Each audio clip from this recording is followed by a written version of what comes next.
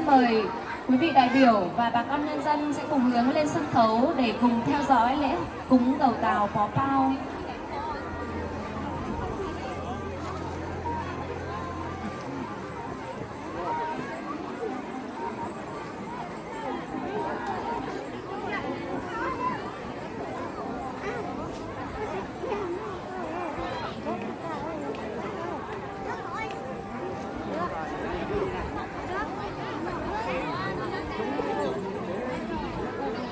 Sau khi vào lễ, thầy cúng sẽ cúng tạ trời đất, thần linh,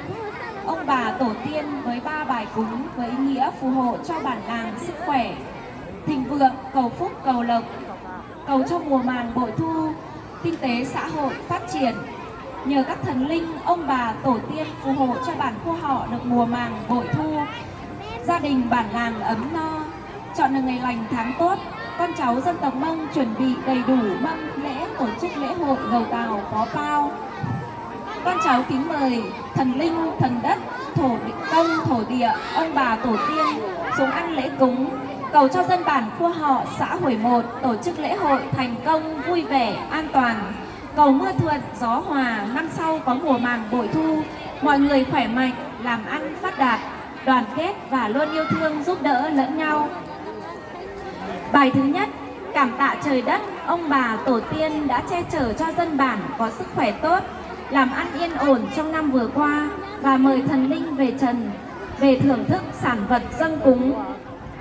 Bài thứ hai, mời các vong hồn tứ phương về tham gia, che chở cho lễ hội diễn ra suôn sẻ và tránh những điều xui không tốt. Bài thứ ba, hiến dâng cho các vị thần linh, ông bà tổ tiên nhiều phù hộ. Chọn là ngày lành tháng tốt, bà con dân tộc Mông bản khu họ dâng lễ vật mời các thần, ông bà tổ tiên về ăn cỗ mới, uống rượu mừng,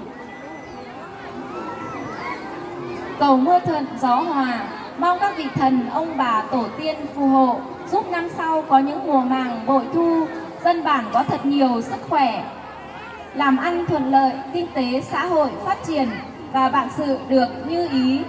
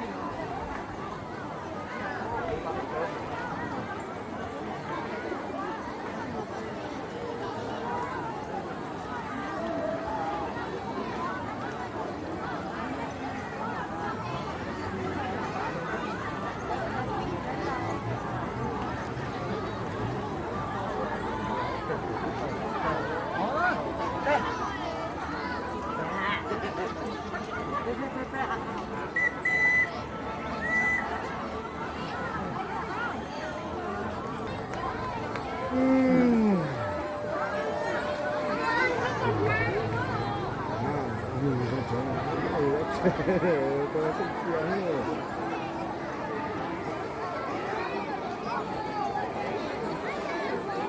Cái son này, bây giờ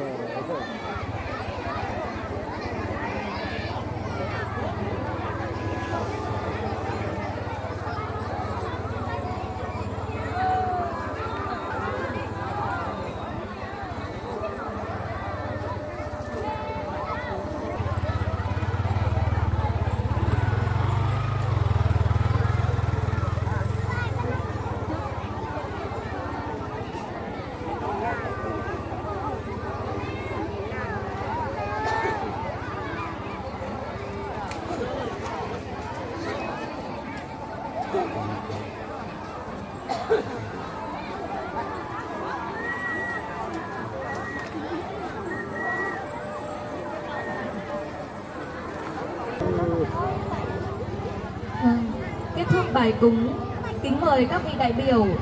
đại diện ban quản lý bản và già làng sẽ lên sân khấu để buộc chỉ cổ tay với ý nghĩa cầu sức khỏe, cầu phúc, cầu lộc. Xin trân trọng kính mời.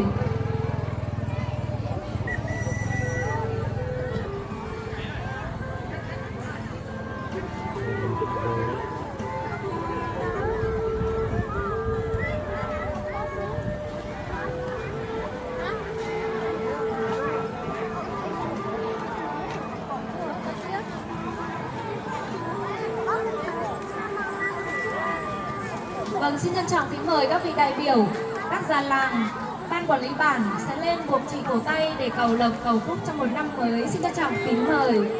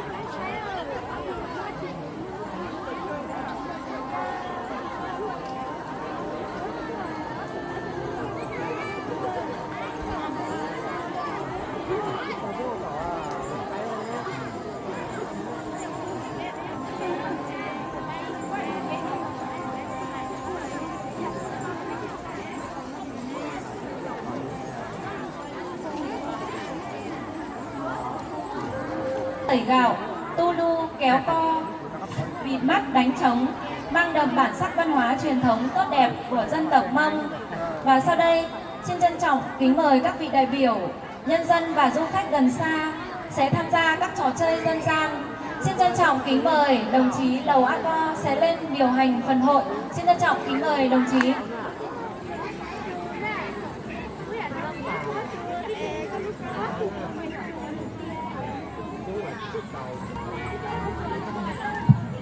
Alo. Nhớ dùng sung chia bé chế niệm phong thật là lúc nào giờ lúc mà dùng bé mình hay niệm phong là ba chế phong ở đây của ba chế này sung chia lúc nào mua ở hôm nào sáng nhé thì đi trang phong thật là bắt đầu cái đầu chế nhất là người nào sung chia là tháo cái đầu đây lúc nào buổi sáng nó có tham gia này sân đó mà như năm mà bây giờ cóบอกcác nguồn đồng quần này hoàn toàn quần này nhưng mà gửi đi đồng một đấy này chi phí rồi còn đi tù của đủ viên mùa ít lử con đọc bếp về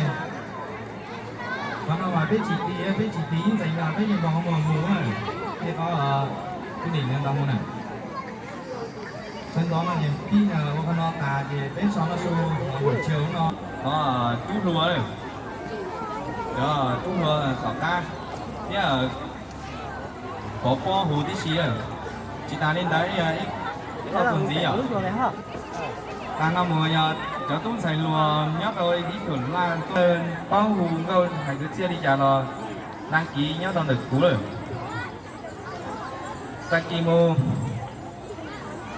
Takimo mà